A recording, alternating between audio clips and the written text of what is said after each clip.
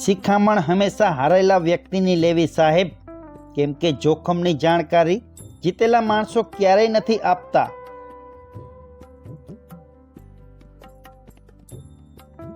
માનવી તો માફ કરતો હોવો જોઈએ, સજા આપવા તો ભગવાન બેઠો છે.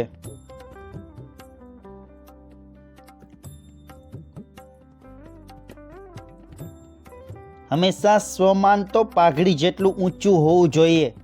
પગરખાં ગમે તેટલા કિંમતી હોય તો પણ ગમે ત્યાં ઉતારવા પડે છે.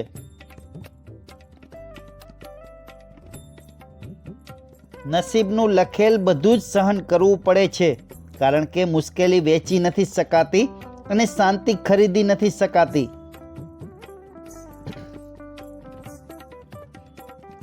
સંબંધ અને સંબંધીઓ કેટલા છે એના કરતાં કેવા છે એ મહત્વનું છે સાહેબ, કેમ કે 5 મણ લોખંડ કરતાં 1 તોલા સોનાની કિંમત વધારે હોય છે. ઝઘડો અને ઝરણું બંનેની જરૂરિયાત નાની હોય છે, પણ જેમ જેમ આગળ વધે તેમ વિશાળ રૂપ ધારણ કરે છે.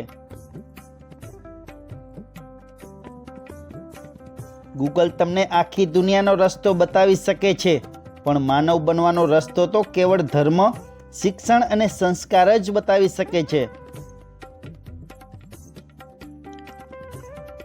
સાહેબ, રોટલો કેમ રળવો એ નહીં, પણ કોળિયો મીઠો કેમ બનાવવો ને તેનું નામ કેળવણી.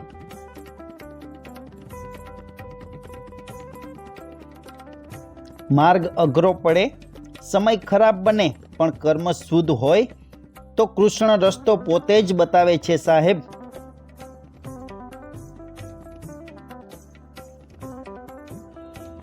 સાહેબ, ગાય માતા સામે મળે તો સુકન માને, આંગણે આવે તો રેઢિયાળ માને, પણ હે માનવી, તારા મનને કોણ વારે?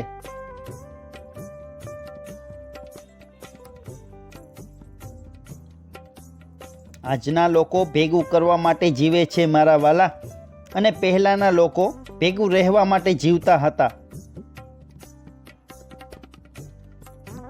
થાકી જાય મન, હારી જાય અને આત્મવિશ્વાસ ઘટી જાય ને સાહેબ, ત્યારે માના ખોળામાં માથું રાખજો, જરૂરથી હિંમત આવી જશે. કિંમત પાણીની નથી સાહેબ, તરસની છે. કિંમત મૃત્યુની નથી, શ્વાસની છે.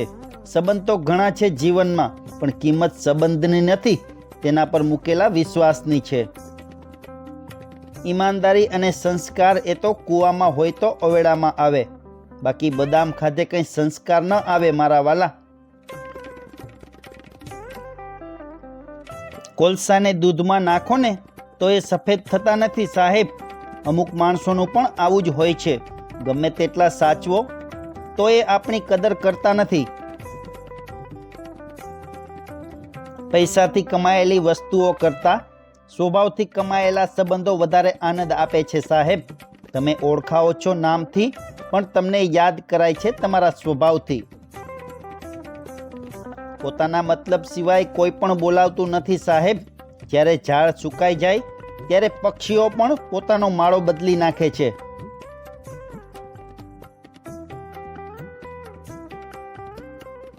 આંખે જોયેલી અને કાને સાંભળેલી વાત પર જ વિશ્વાસ મૂકવો સાહેબ, કારણ કે આ દુનિયા વધારીને વાત કરવામાં માહેર છે.